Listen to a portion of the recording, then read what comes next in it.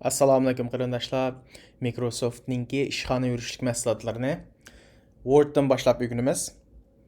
Odatda siz ma'lum bir shirkatda ishlasangiz bo'libmi taraqqiy qilgan davlatlarda. Shu Microsoft'ninki ishxona asosan digrak hammasi Microsoft'ning ishxona mahsulotlarini ishlatadi. Buningda bizga eng tanishli bo'lganlardan Word, Excel, PowerPoint'larni bilamiz. Bular ish muhitida emas, ya'ni maktab, oliy maktab bo'lsin yoki sirtqi har qanday sharoitda o'zimizningki tarjimonini yozaylik, masalan resume.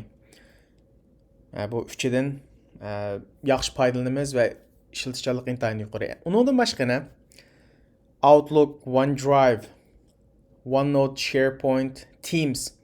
Bularning hammasi siz muntazamroq bir shirkat ishlasangiz, bular hammasini ishlatadi. Shu Microsoft dunyodagi cho'ng shirkatlarning biri.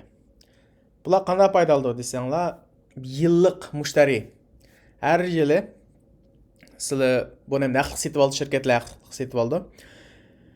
Siz agar ko'pincha masalan maktablarningki, kutubxonalarning to'rbidagi kompyuterni ishlatgan bo'lsangiz, bular ishxona buyumlari odat qashloqliq bo'ldi. Ular ta'minlab berdi. Endi shaxsan ishlatib qolgan bo'lsangiz, mening ogohlantirdig'im qat'iy o'g'ir nashrini ishlatmang. Bizga singmaydi. Chunki bu Microsoft'ning aqliy emgaki. Masalan, ba'zi ishlatilgan nusxalar bor, uni ishlatmang. O'quvchi bo'lsangiz, bahoda Microsoft 60% e'tibor qilib turdi. Bo'lmasa,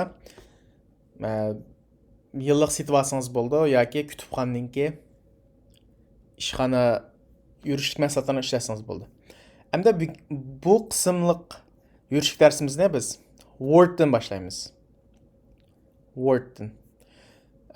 Buningdan boshlashdan burun balkim siz Microsoft'ninki nurg'un nashrlashni bilishingiz mumkin. Anglagan mesela 2003, 2016 qaysini o'rganishim mumkin deb. Qaysini o'rgansangiz bo'laverdi.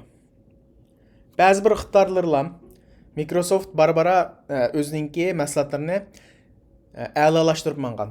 Masalan 2003-yilda yo'l qo'ygan bo'lsa, uning ham hozirgi iqtidorlari shu 2003dan barbara a'lolashtirib mangdi. Hamma yumshoq detallarni shirkatlari a'lolashtirib mangdi. Hamda ularning qanday farqi bor desak, masalan 97-yildan 2003-yilgacha, 2007, 2010, 2013dan 2016. Bularningki qarsak, mana Microsoft'ninki o'rgan to'rbeti bular iqtidorlarning selishtirmasini ko'rsatib berdi. Uyg'urlashtirsam, masalan 97, 2007, 2010da Tor filmi qistirdigan. Bu xoslığı yo'q, ammo 2013dan keyin yo'l qo'ygan. Bölek mazmunni kontrol qilish, xoslashtirilgan zot Stone degandek. Buning ichida albatta eng yangi yildagi eng yangi nashri albatta yaxshi bo'ldi. Lekin har qanday agar qashloqliq bo'lsa, sizningki o'tingizdan chiqin. Masalan, oldingi nashrlik diagramlar ba'zi bir nashrdagi xosligini, alohidligini yoki chiqarib etgan. Masalan, oldingi nashrlik diagramlar Word Art degandek, bu faqat 97-yildagisi bor, uning keyingisida chiqarib etgan. Ammo biz qaysi nashrdagisi kompyuterimiz qashloqliq bo'lsa, mush yurishlik darsida ishlatgan texnikalar bo'yicha ishlatsangiz bo'ldi.